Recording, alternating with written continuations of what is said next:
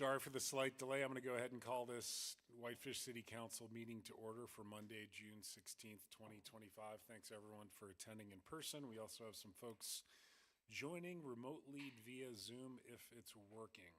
With that said, we will start with the Pledge of Allegiance. And Giuseppe, why don't you lead us tonight? Absolutely. Pledge allegiance to the flag of the United States of America and to the republic for which it stands,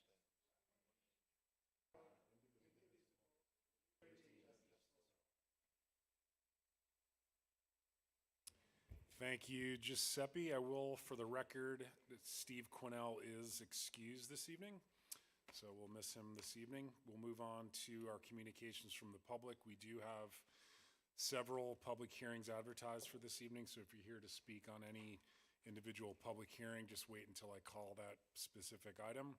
Otherwise, now would be your opportunity to address the council on any item. Sir.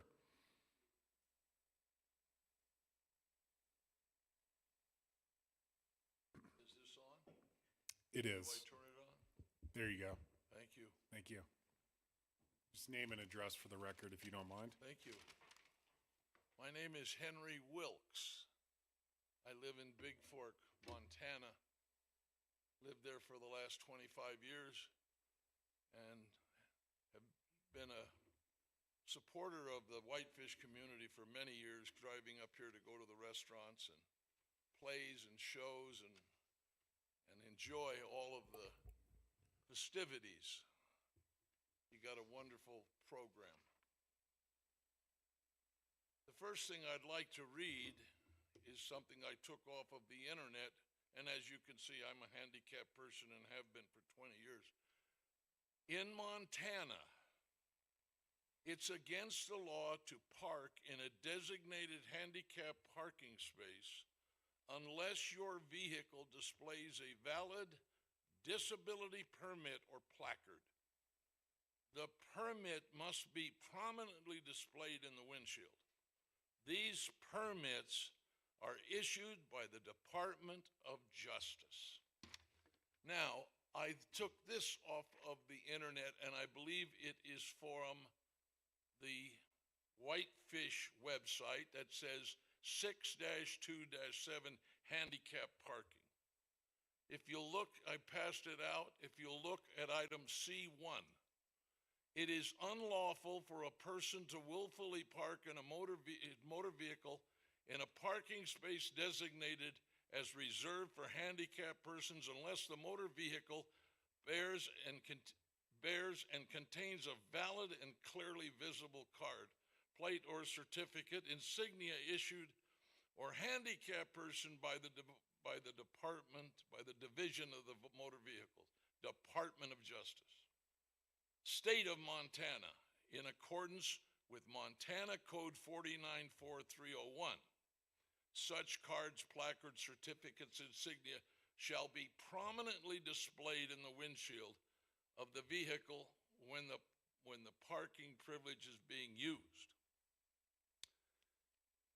On June the 1st, my wife and I went to the Whitefish golf course, and you have a photograph in front of you. And you will see that there is a truck parked in a handicap spot, and is not only parked in a handicap spot, but is blocking another handicap spot. The photograph was taken after dinner, so therefore you couldn't see the vehicle that was in the furthest stall. So there was a vehicle, an open space, and that truck. I went into the restaurant and told the young lady about the handicap parking. But of course, what is more important is that the closest parking spot that I could park in is up by the street. It was a completely full night. I had to take my walker and walk almost 100 yards from the front of the golf course all the way to the door. And then, of course, to leave, I had to go back. When I left, the truck was still parked there. While I was having dinner, the waitress came over to me and said, they're not listening to me. I said, what are you talking about? Well, I called and I tried to report it, and they're giving me some runaround about they're not sure whether it's private property or something, and so I called the police. And they had an officer call me. I did not get his last name. His first name was Tim. And I said, Tim, can you explain to me why there's no citation on the truck? And he says, well, there seems to be some problem. And I says, well, what is the problem? Well, we can't figure out whether or not a handicap stall and placard is something that we can deal with on private property. Wait a minute. I'm sorry, I don't understand. He says, well, it's on private property. I says, well, if that's the case, more than 60% of every placard in the country is on private property. But I said, he's in a handicapped parking place. And I says, well, did you come out and try to locate? He says, no, I haven't been out there. I says, you didn't respond to the call, and you got a call. He says, yeah, we got a call, but I tried to get a hold of the guy. I says, I'm sorry, I'm really confused. What do you mean you tried to get a hold of the guy? You didn't come out to the golf course and see the truck and see where it was parked and see that it didn't have a placard? And then if you would have contacted me, because I left my phone number, I could have taken you into the bar where he was sitting at the bar, and I could have introduced you to him. And he says, well, there's some confusion about private property, so I can't respond to this. So I'm here to say that I just don't understand it at all.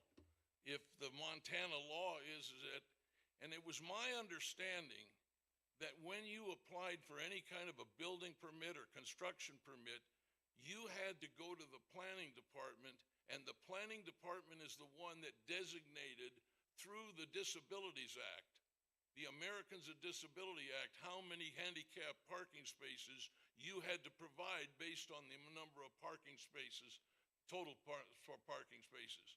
So I believe Tim said something about, I can't remember exactly, but it was something about the number of handicap stalls. I couldn't remember the whole conversation. But I'm here tonight to say that there's a lot of the words being used a lot, but I tell you what, the word is outrageous, because when people don't care about handicapped people, all you have to do is just come and wrap my legs every morning with ace bandages and help me put on my compression socks and help me get into my clothes, and then lug this chair around, and every place that I go, I have to take this chair and what it's like being handicapped. And a person that doesn't even, and he parks in a handicap stall and doesn't even care that he parks in one. He blocks two of them. And the police won't even, that's not enough for the police of Whitefish to come to and just look. Just take a look, and I don't understand. If maybe you could follow up and ask Tim if he filed a report, because I'd like to try to understand what he meant by I tried to get a hold of him. Well, thank you very much for listening to me, and I hope that the city council, if there is some confusion at the police department, what they're supposed to do when somebody parks in a handicapped spot, I hope there's an opportunity for you to straighten it out. Thank you. Thank you, Mr. Wilkes. Appreciate you making the drive up here this evening. I'm sorry about the situation you encountered, and I will personally follow up with the owner of the Whitefish Lake Restaurant myself. Well, I hope that you'll get a hold of that's why I was wondering if there was a report. I tried to get a hold of him. Does that mean that he did get a hold of him later, or did he ever follow up? Does the gentleman who owns that truck know what he did? I mean, if he's he's parking in that handicap spot, is that something he just does all the time? Is anybody gonna talk to, in other words, I guess I could, because I asked him, I says, well, would you give me, if you're not gonna do anything, would you give me the name of the person that owns that truck so I can write him a letter? No, I can't do that, he said. And that's right, you can't give out Yep. that information. But I just hope that the city council may ask the chief of police to get a hold of this gentleman and remind him that he shouldn't be parking in that parking place. And you've got the proof that he was parked in a handicapped parking space without a placard, and I don't know if legally you can do anything now, but thank you again. I appreciate the photo evidence, and I'm going to turn it over to our Chief of Police, Bridger Kelch. He's right in the back here. And to address this, yes, the gentleman is 100% actually right. The citation should have been issued. The officer should have responded to issue a citation for that. So for that, I apologize. The officer has tried to reach out numerous times to the registered owner. They don't want to talk to us. We'll continue to follow up with it. There is a report that was filed, yes. Thanks, Chief. Gotcha. Really briefly. Also possible to file a citizen's complaint, because I've done this with crazy drivers in town. So if you're not feeling like you're getting help immediately, you can file a citizen's complaint against someone. I'm really sorry that happened to you. Thanks, Rebecca. Further public comment this evening? Richard?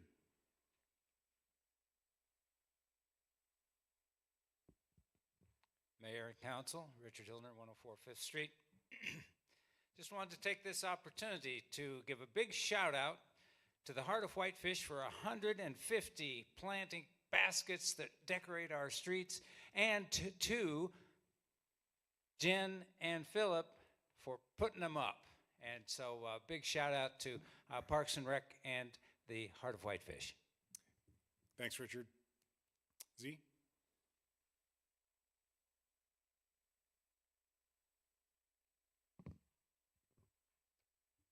Yes, so for the record, my name is Z, and for my safety and the safety of my family, my address is 418 East 2nd Street in Whitefish. I'm just going to take a moment out of my 2 minutes, or however much I have, just to pause briefly to honor the memory of Minnesota public servant Melissa Hortman and her husband Mark, and to wish public servant John Hoffman and his wife Yvette comfort and healing.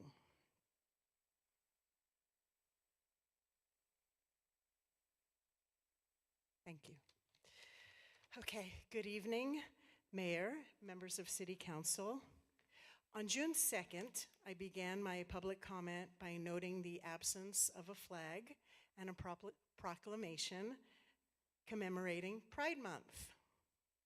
That same day, throughout our country, in red states and in blue states, in cities large and small, elected officials took action. Some issued proclamations, some passed resolutions. For example, in response to the signing of House Bill 819, unsurprisingly sponsored by local Representative Brownshirt Braxton Mitchell, the Missoula City Council approved a resolution to recognize the pride flag as Missoula's first official city flag, affirming the city's commitment to inclusion and acceptance of all people. So I inquired, and I learned that the city of Whitefish does not have an official city flag.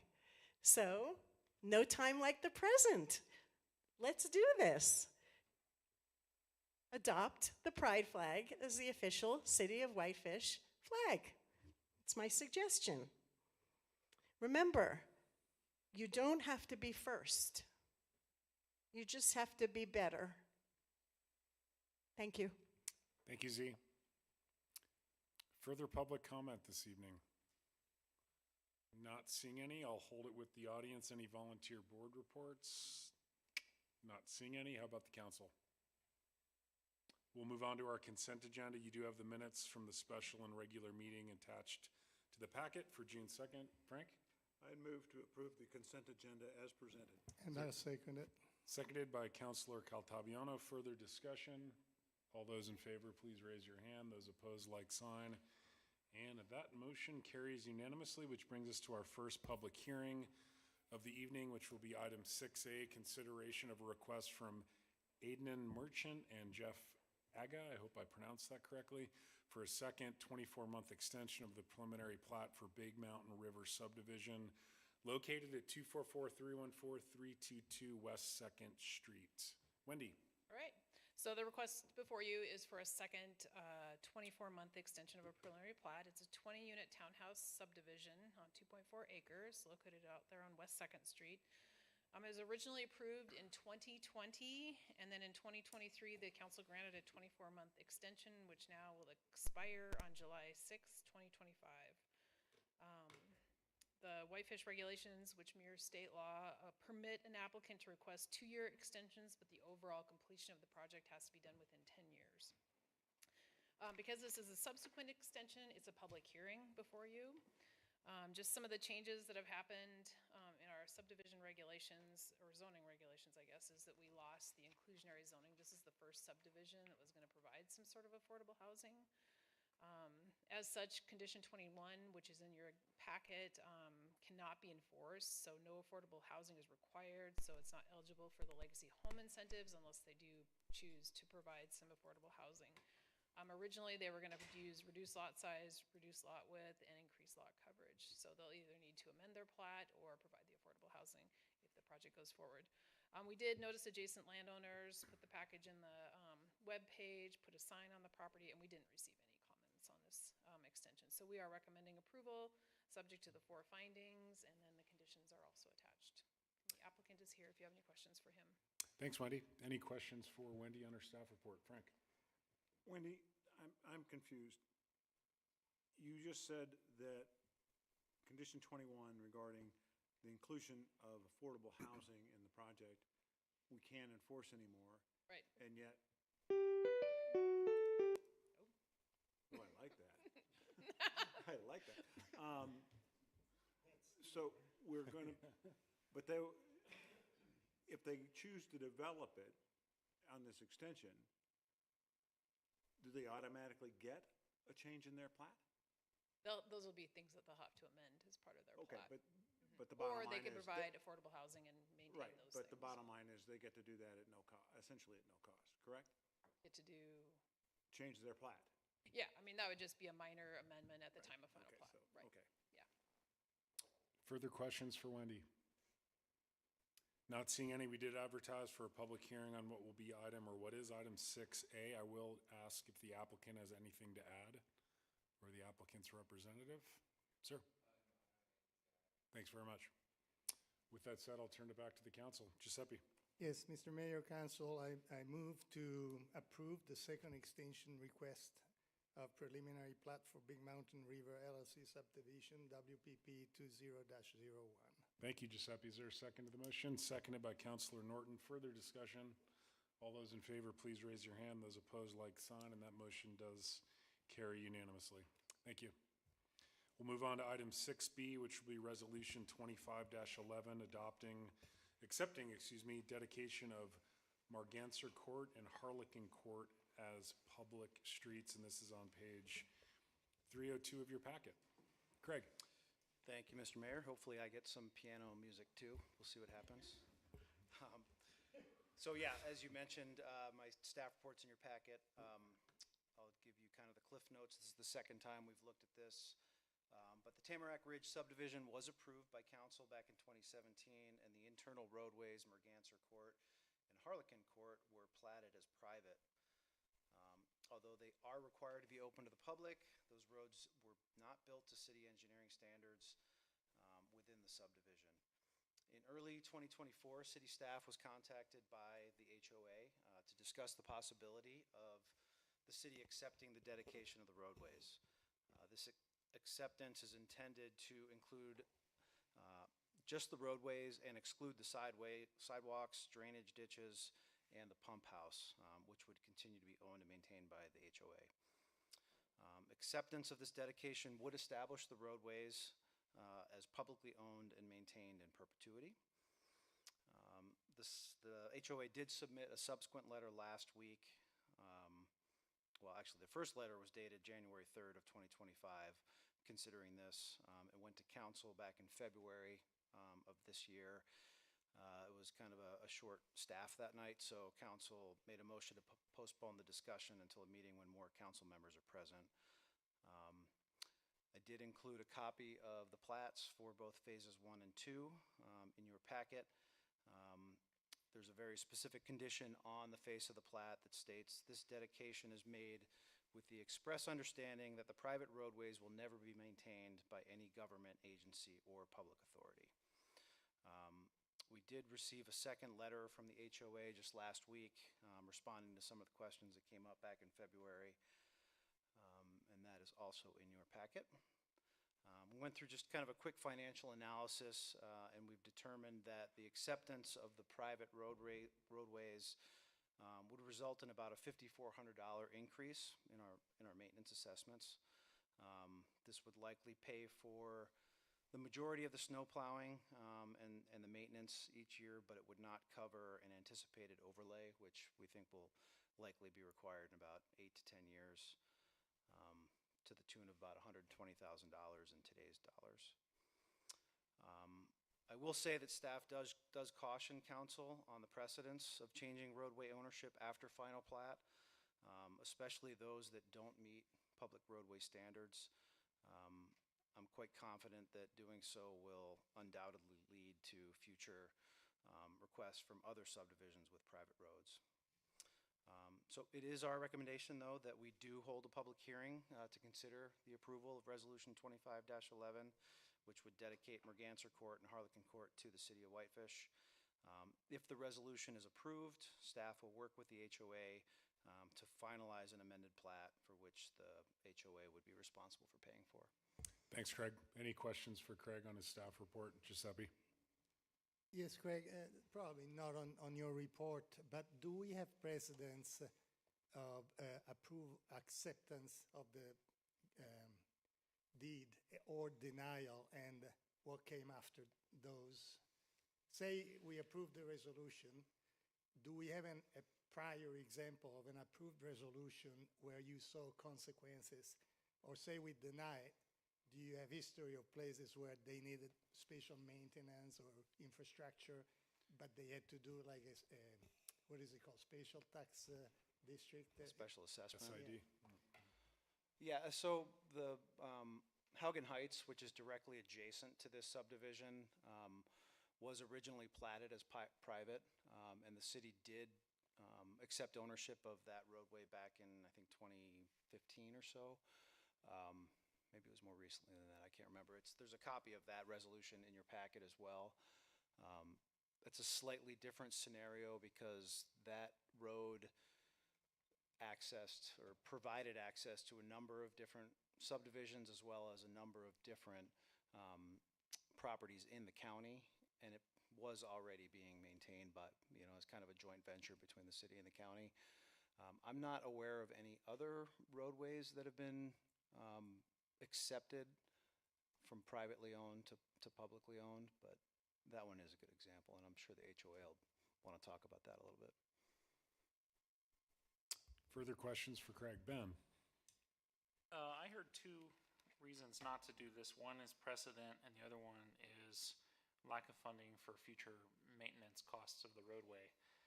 Is there any other reasons in your mind not to accept that, or are those two fair arguments there? Yeah, I mean, the roads simply don't meet public road standards. They don't have curb and gutter and sidewalk on both sides. There was not the city standard of inspection, during their construction, and so I think that's really the main reason, is simply that the developer built these roads to a private roadway standard, which the city never intended to take over. Feel that will complicate snow removal and other activities that you would ordinarily do? Or is it yeah, to some maintenance extent. risks? Yeah, for sure. Yeah. Rebecca? If we were to accept it, is there liability that the city then takes on if there's accidents or injuries? I mean, it becomes a public right-of-way. I mean, it just becomes a public right of way. We would have the same liability we would have, I guess, with any other public road, but, I mean, with the exception, it might increase the liability a little bit because it is a substandard road. Additional questions? I'll go ahead and call the public hearing on item 6B, which will be Resolution 25-11. Any representatives from the HOA here this evening that would like to provide comment? Sir? Podium, please, and just, if you don't mind, name and address for the record, please.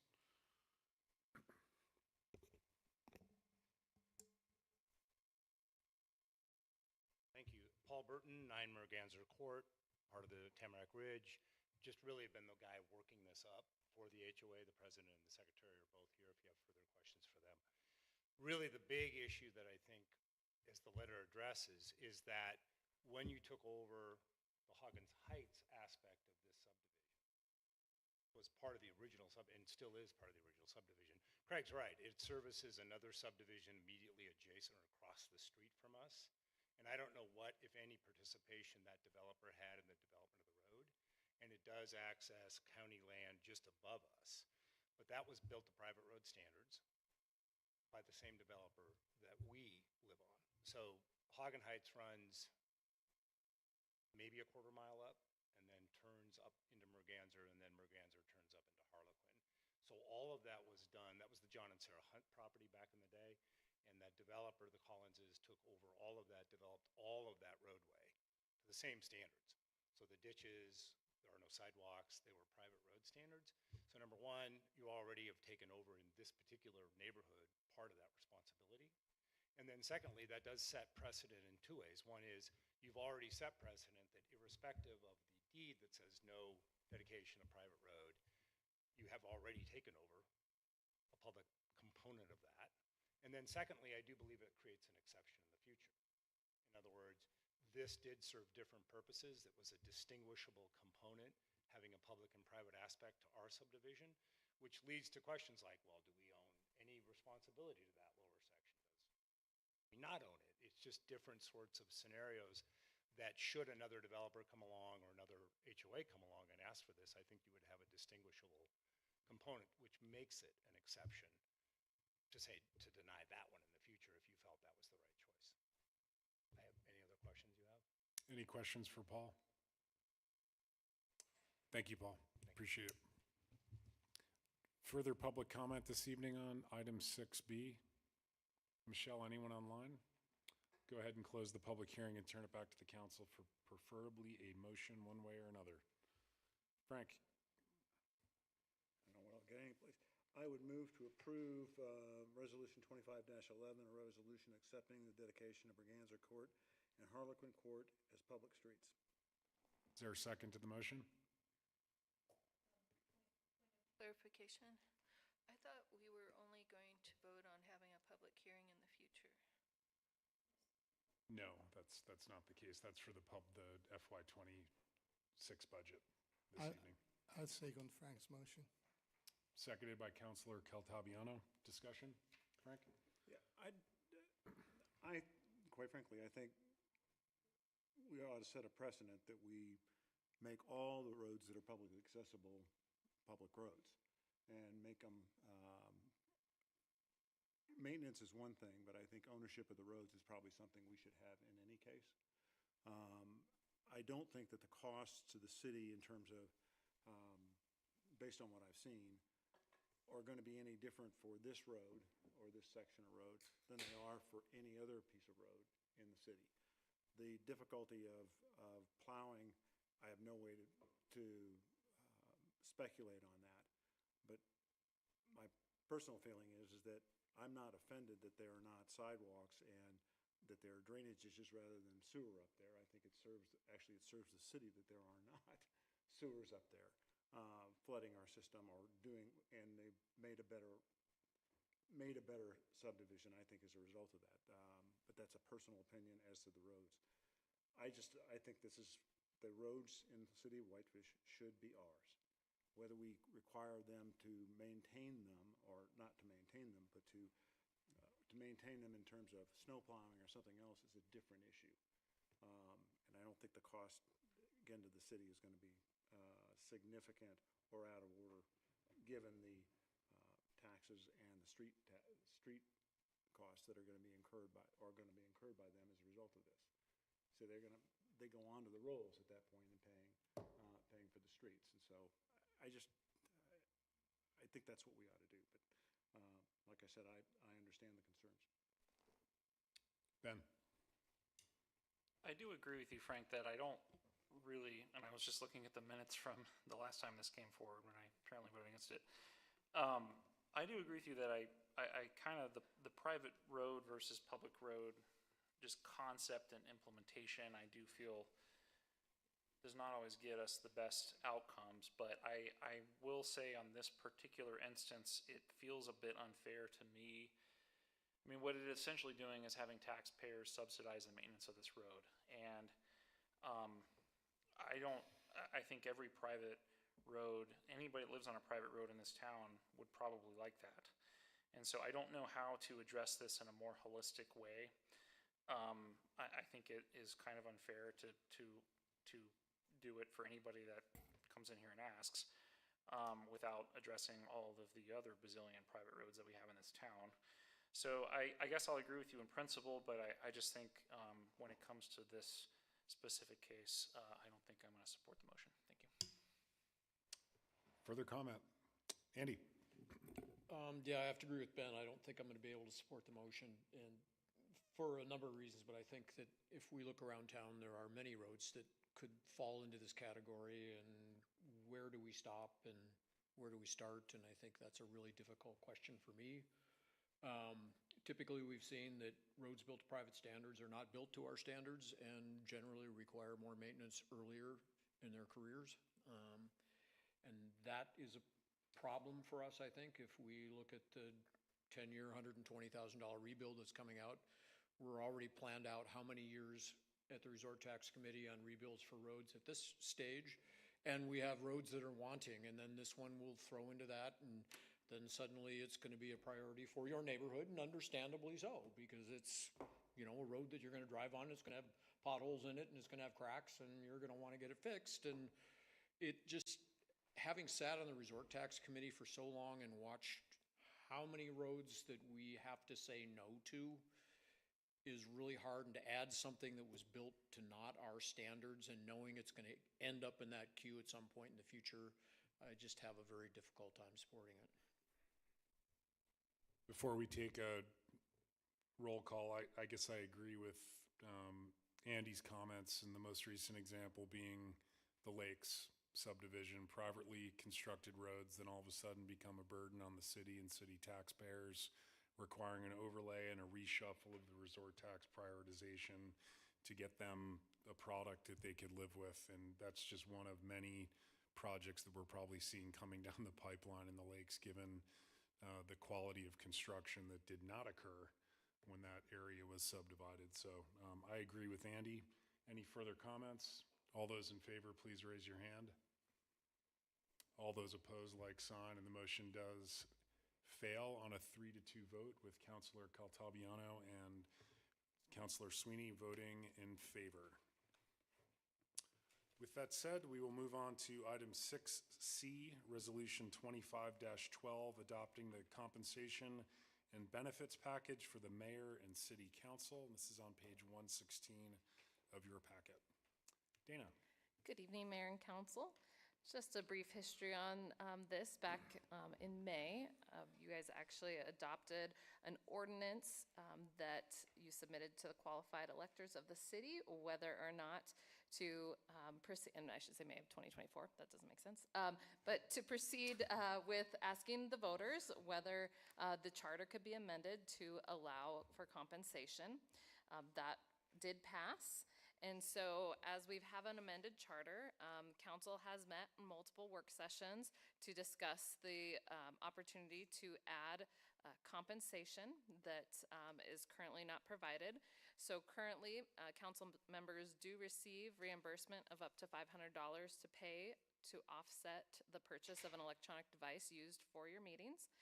We also reimburse $150 per quarter for the use of your personal cell phones, or you also have access to a city-paid cell phone. And then a waive membership is also paid in full by the city. Counselors they may, if they so choose, enroll in our health insurance program. However, council members are required to pay the full premium at this time. On January 6th and March 3rd, City Council held work sessions. We provided survey results of comparative municipalities, both in Montana and other comparable resort communities. We gave you 3 options based on direction received, looking at the costs as well as what the compensation package would look like for one that is similar to Kalispell, similar to Columbia Falls, and then one that provided an option to either elect health insurance or a salary.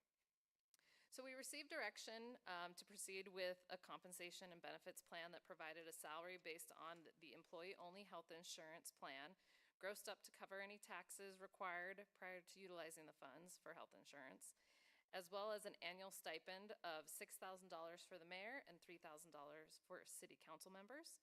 We were provided direction to have the effective date be July 1st of this year, which is the start of our fiscal year 2026.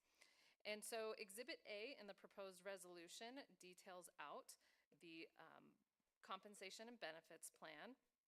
I'll just kind of go through that briefly. So for fiscal year 2026, effective July 1, council members and the mayor would receive an annual salary that would equal the employee-only low-deductible health insurance plan premium. It would be grossed up to cover Social Security and Medicare taxes. This would be a salary that would be provided during the term of office. And then on July 1st, 2026, and subsequent years, the salary amount would be adjusted to reflect the new premium amount for our single employee-only plan. So this would have an automatic adjustment to it every year to ensure that the cost of an employee-only or counselor-only plan would be available.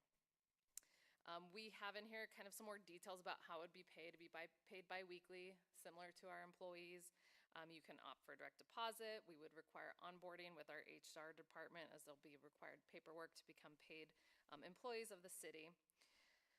There's also a stipend that you would receive. This does not have an inflationary factor. It is set just based on the direction received at $6,000 for the mayor and $3,000 for council members. The purpose of the stipend is to cover business-related costs as you serve in your positions. It would cover the cell phones, the computer or tablets, business supplies, and travel to and from meetings within Flathead County. So the cell phones and tablets are budgeted costs that we already have taken into account. And then, so those things would be reduced from the total added costs for this upcoming fiscal year. You could elect to have a city-paid cell phone still, as some of you do have, and what we would do is just reduce the stipend amount based on that monthly cost for each pay period. Health insurance, so there's just some minor nuances with the health insurance. If you do pass this proposed resolution, July 1st, all counselors would be eligible for the benefit for health insurance.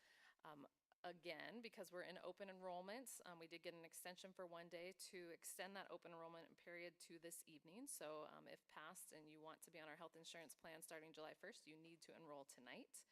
Before midnight. They want to work on it first thing in the morning. But generally, for a newly elected official, they will come on. There's a 30-day waiting period that they will have when they are, as soon as they take the oath of office, your 30-day waiting period starts. And so you would be able to enroll within the 31 days after you take your oath of office, because it's a qualifying event. And then if you start in January, your coverage does not start till February. And so you will there will be some delay in that, but that's standard for our employees as well in accordance with our health plan. We do have in here that if you add other members of your family to the plan, that cost would be covered by the individual counselors. We could utilize the stipend amount, but anything that exceeds the salary and stipend amount would have to be paid by the 25th of the month prior to the month of coverage. So it's important to note we pay our bill the month prior to the coverage. We would want to see that in place. And then if payments are not received, coverage could be canceled, essentially. And then for other benefits, I'm just paging through here, if you do not elect coverage within that first 31 days of your new election, taking your oath of office, then you would be eligible to enroll for coverage at the next open enrollment for the city. So it's important that you recognize the qualifying event period if you are a newly elected official or re-elected, counts for both. Other benefits we have is that we will still continue to provide a single person waive membership under our corporate account rates. We did not receive direction to eliminate that. All initiation fees are covered by the individual elected official. And then any city-sponsored or recommended trainings or events where you're representing the city that's outside of Flathead County, the elected official could request reimbursement for mileage per diem in accordance with our personnel policy and the actual cost of lodging and registration fees. So that is the compensation benefits plan that we've drafted for you to consider based on the direction we received at the work session. Happy to answer any questions. You do have in here, and I think you've seen this before, in addition to my staff report, you have the costs associated with this. Again, we're still waiting for our taxable value. You'll hear this in my next presentation on the budget. Tax laws are changing when it comes to property taxes, but just assuming that it's status quo, because that's all I can do right now, it would cost about $128,000 for this compensation plan to be implemented, which based on a taxable value of $82,666.92 per mill would be about 1.552 mills for the city. Thank you, Dana. Any questions for Dana? We'll start with Giuseppe. Two questions, hopefully short answers. I think you said it, but in the budget that we have tonight in front of us, is that line item covered? I couldn't find it. No, it is not. So the only portion that is covered is roughly $8,800, which would cover the cell phones and the Wave and the tablets. But that $128,000 that I noted includes that amount being taken off of there already, since it's already budgeted. Thank you. And question number two, just for clarification, because you explained quite a lot about health insurance. Am I correct that anything related to health insurance, including how to enroll, when to enroll, has not changed and it's not changing? Meaning, I, as a private individual, before tonight, could have come to the city and say, hey, because it's part of my benefit access to your health insurance, here is a check for whatever it is, put me on the insurance. That is not going to change, and it's been this way for the past number of years. Am I correct? That's correct. The eligibility has not changed, with the exception that we got them to extend open enrollment just for our city councilors to this evening. This one time, they said. Rebecca. Yeah, and just for the public, Dana, anyone Medicare age or above in the future will not be able to enroll in our health insurance. Is that correct? But right now we grandfather in people that were on it before that. I believe you can still enroll. I believe it becomes secondary to Medicare. I am not 100% sure, but I can confirm with HR if that's the case. As an employee now, because you're now an employee, you would be paid. I believe you can still enroll. It's just secondary to Medicare. Further questions? Not seeing any. We did advertise for a public hearing on what will be Resolution 25-12. Any public comment this evening on this item? Michelle, anyone online? I'll go ahead and close the public hearing and turn it back to the council for discussion or a motion. Rebecca?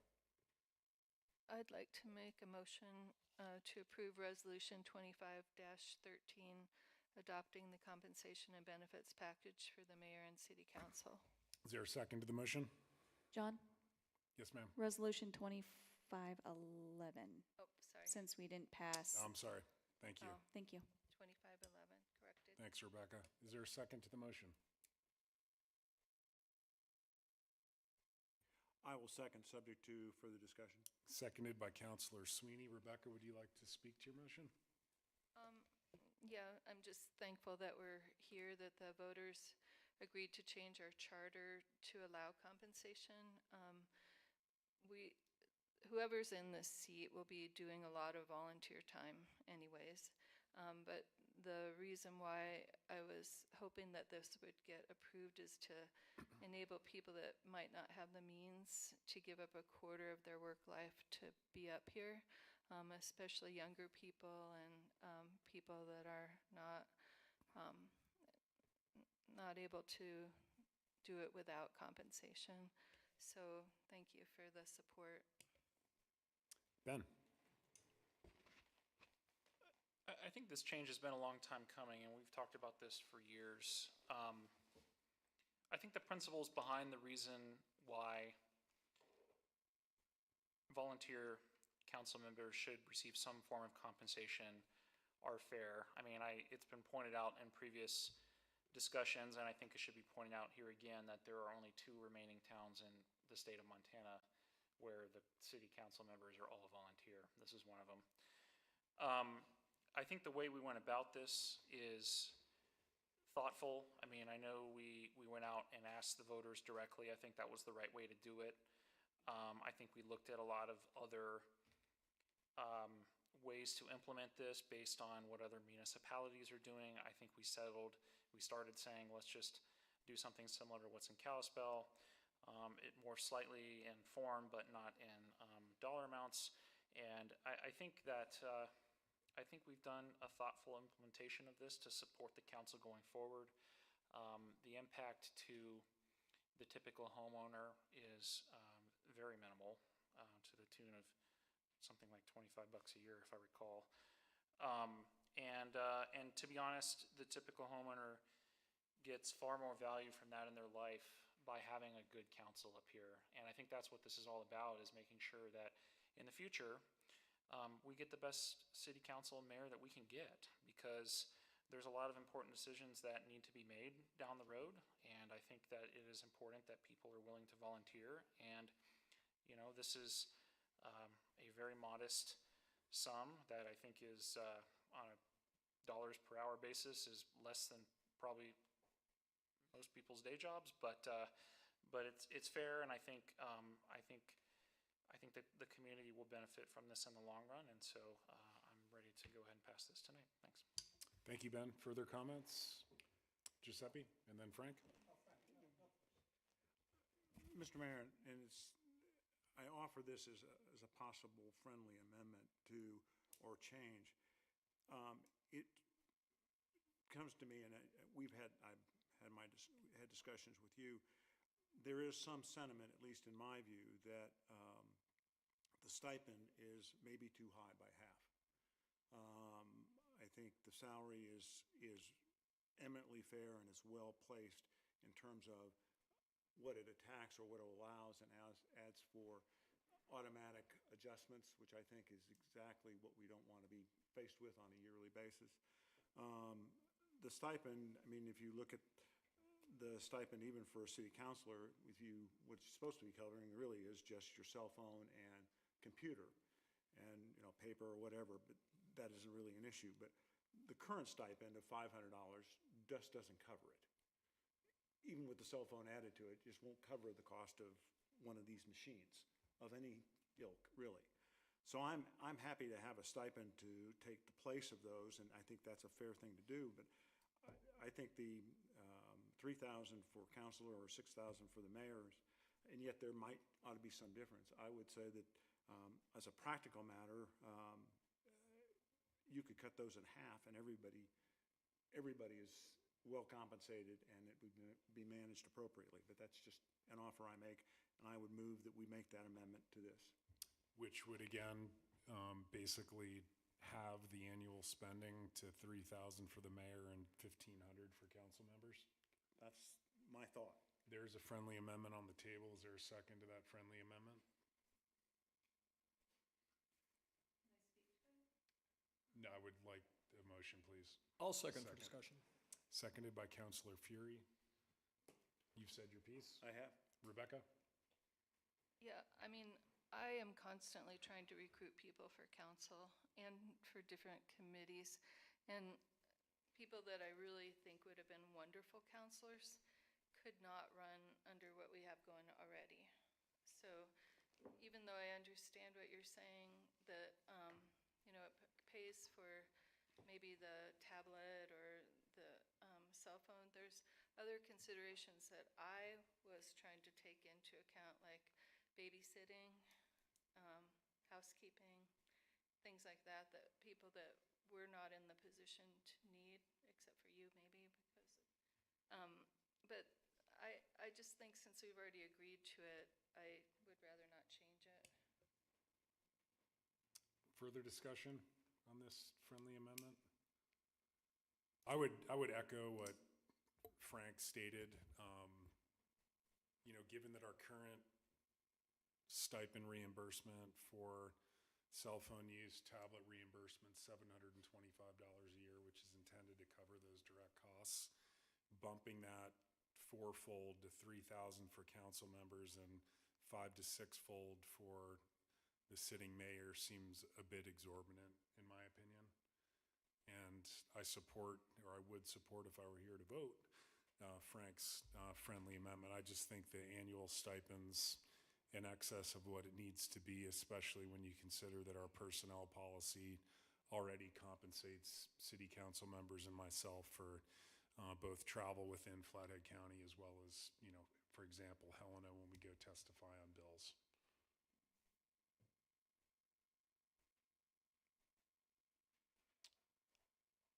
Andy. I seconded for discussion. I'm glad to hear Rebecca's comment, and I'm glad to hear the mayor's, and glad to hear Frank's also. And I think I will support the amendment, and for a number of reasons, but I think that $1,500 is adequate. I think if you, just knowing what my out-of-pocket expense has been on those kinds of items over time, it's $1,500 seems pretty generous to me, quite frankly. And my suggestion would be that for our first year, we do $1,500 for the council and $3,000 for the mayor. And at the end of next year, if we decide that that's not a number that's sufficient for everyone, then we can certainly reevaluate it at that time. But I think the fact that we're going to be getting paid, which is great, and I agree with all of Ben's comments, and I opposed us being paid for many, many years, and I think that I have been persuaded that it is time, and I'm glad that we're going to do that, and I'll support the overall motion, but I will support Frank's amendment. So we'll take a vote on the friendly amendment, which is to reduce the annual stipend to $3,000 for the mayor and $1,500 for council members 1 through 6. All those in favor of the friendly amendment, please raise your hand. Those opposed, like sign. The motion does carry on a 4-1 roll call with Councilor Norton voting in opposition, which brings us back to the original motion as amended. Further discussion? Giuseppe. Yes, Mr. Mayor, Council. I fully respect the will of the voters that have approved compensation for elected officials. And I acknowledge that there are good reasons to begin that compensation as early as July 1st. Although I disagree that recruiting new elected officials will change by this alone. I believe that term limits would help recycle this council as well. I also have always maintained a personal belief that any financial benefit approved by this body should apply only to future office holders, not the ones currently serving the term during which the decision is made. I'm not cynical about this view. I do not oppose compensation in principle, but voting tonight in favor of a resolution that would directly result in a personal financial gain estimated at 7,500 plus the stipend of whatever, half a year, let's call it $7,000 between now and the end of my term, would present in my own conscience a conflict of interest. So I respect that others may view this differently, and I'm not challenging their judgment, but in keeping with my own ethical standards and prior statements, I believe recusal is the most transparent and appropriate course of action. For that reason, I would ask you to be recused. Thank you, Giuseppe. Further comments? All those in favor, please raise your hand.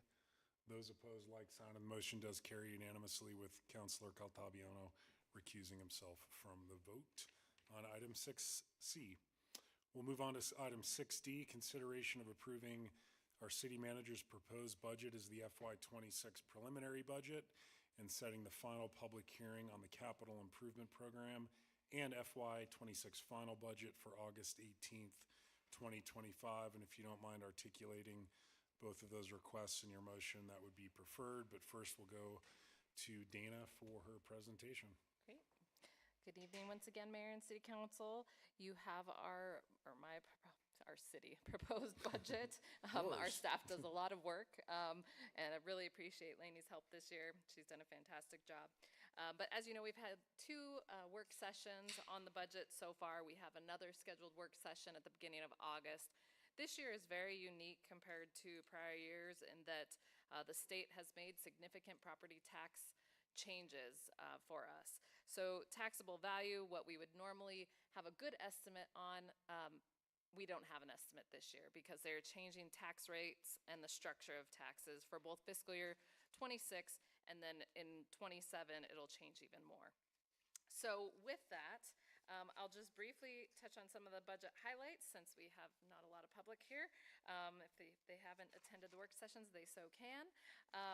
But the proposed budget does currently estimate a property tax increase of about 5.66 additional mills. Of that, 2 mills are under our permissive medical levy for group health insurance because our health insurance costs are going up about 14.5%, with a portion of that shared with employees. We also have a 5 mil increase under our general levy, which is often referred to as our 1510-420 mills, which is our general levy for the city that we're authorized to do. Both those increases are offset by an increase in property tax relief from resort tax. So 7 additional mills, but those are offset. And so, you know, I think over time we've done a really great job to keep property taxes low, almost maybe to our detriment in that we're having to have a couple years of higher increases. But under our current tax system, the 5.66 mills would be approximately $61 a year for an $800,000 home. We do know that many properties, though, under this proposed budget would be paying less in city taxes than they were in fiscal year 20, though. To keep note, this budget does not include the council compensation, though you just approved that resolution. When you adopt this budget, we will make that assumption that this does. It also includes a 4% increase for our city staff because it's assuming a 2% taxable value increase, which may change, as well as a 2% step, which functions similar to longevity. And then we do have our unions that have all negotiated wage increases. Many of those are adjusting to market as well as the annual pay increase. For comparative purposes, Kalispell is doing about a 4.3% increase. They adjust to market annually, and then the county is doing about a 3% increase, both of those including steps. The only positions that we are adding this year is one for IT, in which we are adding a part-time position. As you can tell with some of our tech stuff, we do need that support, but more importantly is the cost of contracted services is so high. The value for our taxpayers really lies in hiring somebody on staff compared to through a contract where we get a much limited amount of time for a much higher dollar amount. We are taking a year-round seasonal position that is part-time, and then proposing to change that to a regular part-time position, moving it out of the seasonal position because really they're only off 1 week a year. This will help with retention for that position, which is very important for our programs. the budget, I can go into more details, or if you have specific questions, I'm happy to answer them. But overall, our fund balance is staying strong. It does project a spend down of fund balance to about 33.49%. Again, that was a lot due to the CARES Act reimbursements we actually got back in fiscal year '22. Many of our capital projects are funded with cash or grants instead of financing costs, which is great.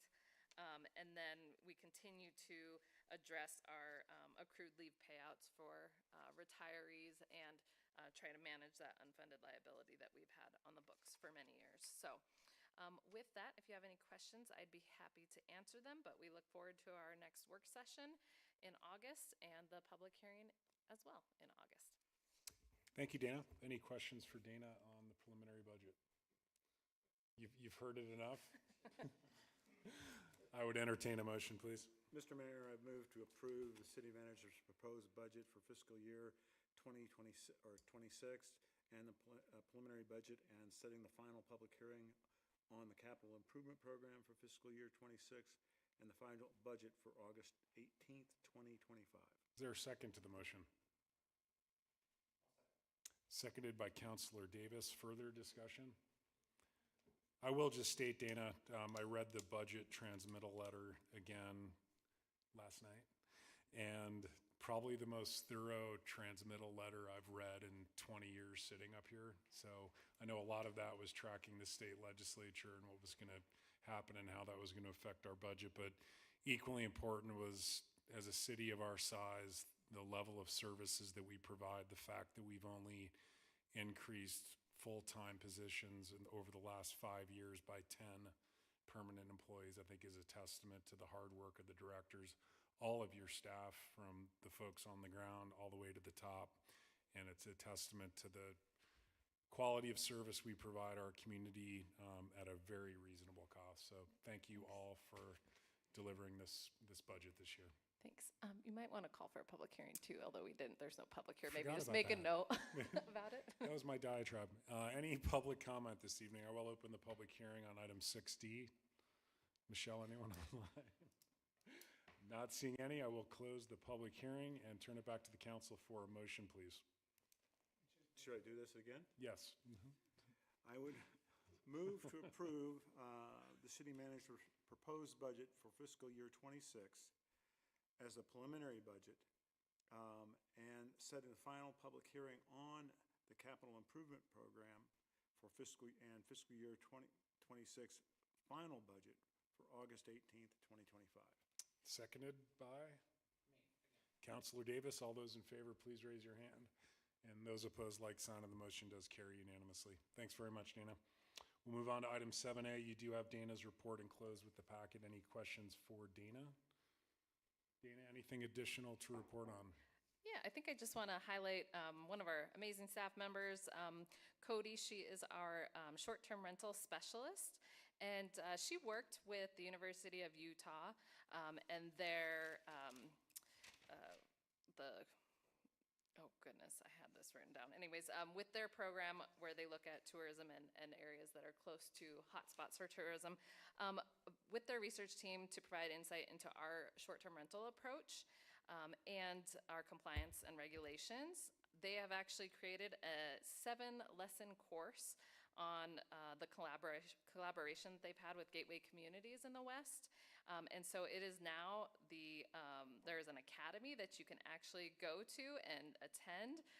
It's called the Understanding and Managing Short-Term Rentals. It's open to the public. She's going to take that course, but she wanted to share that Whitefish is being recognized as a progressive leader in local government when it comes to short-term rental compliance. So kudos to Cody and you guys as well for helping ensure that this position is here. And I think, just the long-term zoning regulations that we've had have really been a very important part of how we've been able to regulate short-term rentals, but wanted to inform you of that opportunity if you are so interested in becoming certified under that program. So with that, I have nothing else to add. Thanks, Dana. We'll move on to item 8A. We do need to confirm the appointment of Mary McCarty to the Flathead Conservation District. The letter's enclosed in your packet, and I believe we received her resume. Super excited to see someone with her background willing to serve on the FCD. With that said, motion, please. Giuseppe? I so move, Mayor, to, what do you call it, recommend the appointment or to appoint? Recommend the appointment. Recommend the appointment. Is there a second? I'll second. Seconded by Counselor Sweeney. Further discussion? You sure can. I'm just curious because I'm trying to recall the last time I saw an appointment like this. How come we don't interview this person or have, I guess, any better connection to who they are and why they're on the board?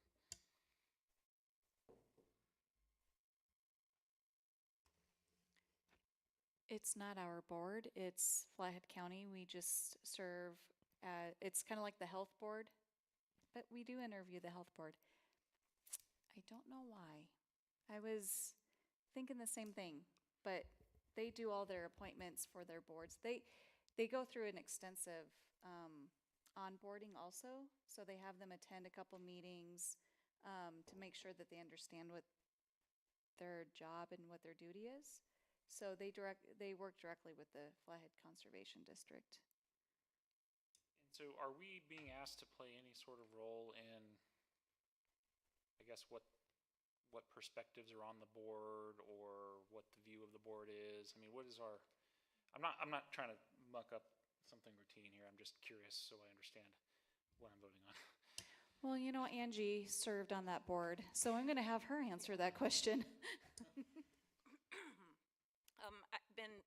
Having served on that board, I don't think that, I don't think that they take any certain view, like, oh, Whitefish feels like this. I mean, certainly that's going to play into decisions that are made at that level, being from Whitefish. But I will say that they do provide an extensive onboarding session as well as training. So again, I think it's going to play into decisions, of course, the fact that somebody's from Whitefish, but it's not, it's not a huge part of the duties of that board. Yeah, for years, we didn't have an appointment. Similar to the Flathead County Health Board, it sat vacant, and then we appointed Lori Curtis at the time, was with Whitefish Lake Institute, and she served in that capacity. On behalf, I believe how the district works is it's kind of districts.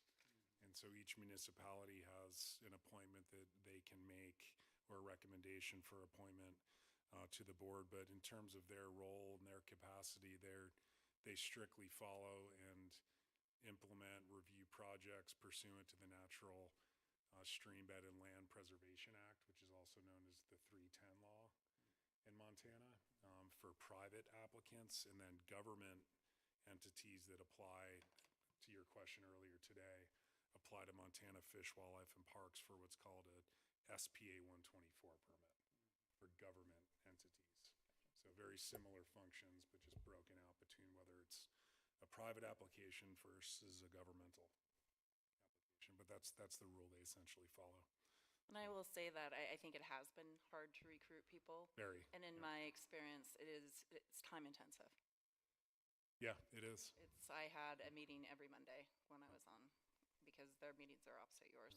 15, 20 applications, during the summer months for everything from culverts to docks to shoreline stabilization, et cetera. As well as site visits too. Yeah. So I think when we can get somebody who's qualified and, brings some background to it, especially, that we should definitely take them up on their offer. Absolutely. Rebecca. Do we need another supervisor, or do we have two now? This fills our two obligations. Yeah. I forget, was there a motion yet to appoint? Yes. There was, thank you. All those in favor, please raise your hand. Those opposed, like sign, and that motion does carry unanimously. Thank you to Ms. McCarty for volunteering. You do have a letter regarding the growth policy revisions. Any comment on the letter from Marty Brandt?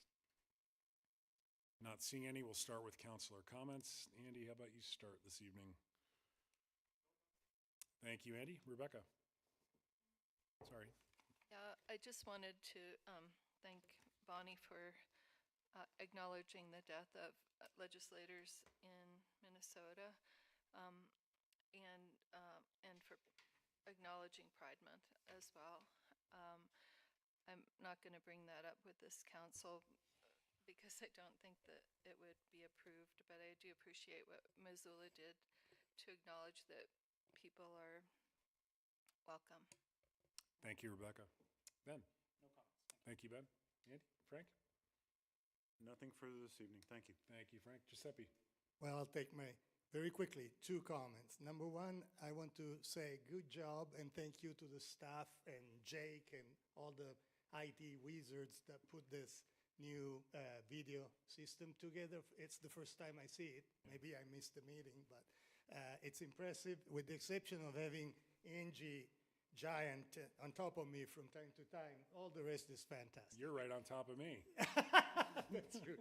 So that was comment number one. And number 2, holding these 2 passports, in Italy, we celebrate April 25 as a major holiday. It's called Liberation Day. And it's called Liberation Day because the Italian people were freed by the oppression of the evil axis of evil, and key to that freedom fight was the American force. So I grew up always bowing to the American citizens because my grandpa taught me that I would be speaking a different language if that hadn't happened, and we would not be using liras, but some different currency. In America, there is a same significance holiday, but it's not a liberation. It's claiming to independence, and it's very dear to my heart as a new citizen here. So I want to wish you everybody a beautiful, peaceful, and family happiness plenty 4th of July. Thank you. Thank you, Giuseppe. Nice comments. With that said, any further comments from staff, Dana? For those city councilors that are interested in enrolling in health insurance this evening, Janelle, our HR specialist, is here and on site. So please plan to meet with her as soon as we're done with this meeting, because we need you to fill out all that paperwork ASAP. Thank you, Dana. On that note, we are adjourned. Thanks.